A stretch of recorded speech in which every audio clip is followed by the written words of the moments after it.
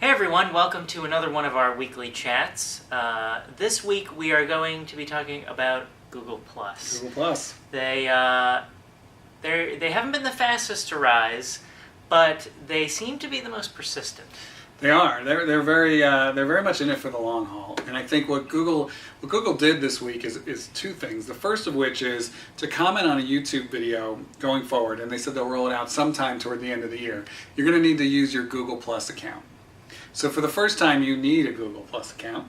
Well, not for the first time, but for some people, it'll be the first time that they needed a Google+ account. And Google has sort of compelled people to get one of these accounts for a while, but now it's going to have a lot of value. And there's a couple things in here. One, it should improve a bit commenting on YouTube. There's a lot of trolls, and having a Google+ account doesn't mean you can't switch back and forth between your troll account and your real account, but it's a pain in the neck. So it should help a bit with YouTube itself. But it also legitimizes this plan they have, which is forget the social network. It's to make a single identity across all the Google properties. And when you look at Maps and YouTube and Google itself and everything else that they've got their tendrils crawling through, that becomes fairly compelling.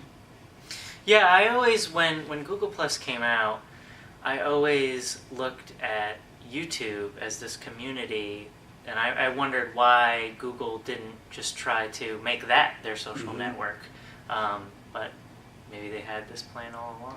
Maybe. And it was definitely, I had a meeting with Google that we talked about in an earlier conversation, and that's when the light really went on for me that they didn't really set out to build Google+ as we thought of it, the social network. It was more this identity layer. And as you go forward, if people have a Google+ account and use it, when you look at social sign-in, well, now they've got a better chance of taking on Facebook and Twitter for social sign-in. And really that gets down to your portable internet identity. And in 3-4 years, that's going to be worth a lot, who's ever ahead in that battle. Yeah, definitely. It's going to become a lot more than just a website that you go on. It's going to be as soon as you log into your computer. Exactly. What do you sign in with? And there's already an app I use. I can't remember which one it is. Oh, it's Todoist, my to-do list app. And I always connect with my Google account. And it's quicker and easy, and I just hit a button. So, but Google also has Google Wallet. So if I'm connected, why can't I just pay? There's billions of dollars at stake in these moves they're making. Yeah, absolutely. And our next topic, Twitter and the NFL are talking about exclusive content, and that's bringing up some interesting developments. Yeah, so the NFL did a press release saying they have an exclusive partnership with Twitter, for which they will create exclusive videos that can be shared across the various Twitter and mobile and everywhere we can get our tweets. And no big deal. It's just the NFL's sharing some video. They got buckets and buckets of it. But that's if you look at this in a vacuum. If you look at it on a broader spectrum, it becomes very interesting. It's almost Netflixy, right? It's almost like Netflixy. That's an adjective now. Yeah. Netflixian. It's almost like you could see going forward where Facebook is fighting for content and Twitter's fighting for content and Google Plus is fighting for content, potentially through YouTube or not, or both. And it's this battle of content we have. And as social media marketers right now, we think, all right, we've got this content, let's just share it everywhere and let's see what happens.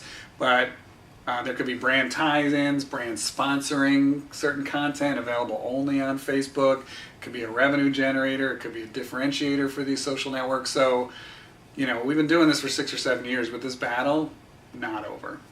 Yeah, it seems like another nick in the armor of cable, where it's just more content is going away from traditional TV and towards the internet.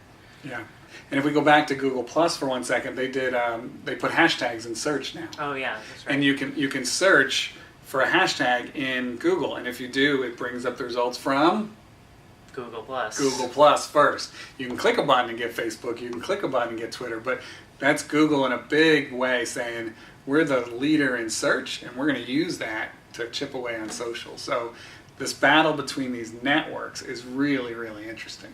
Yeah, it's funny how the hashtag has almost kind of become like Kleenex. Yeah. Where it was totally Twitter's thing, but it became this just kind of term that we use for pretty much anything, and it's kind of been stripped away from them a little bit. Jimmy Fallon, Justin Timberlake, hashtag awesome video. Definitely check that out if you haven't done so. That does it for this week. If you'd like to subscribe to our email blast, you can visit ignitesocialmedia.com, and if you want to follow us on Twitter, you can follow us at IgniteSMA.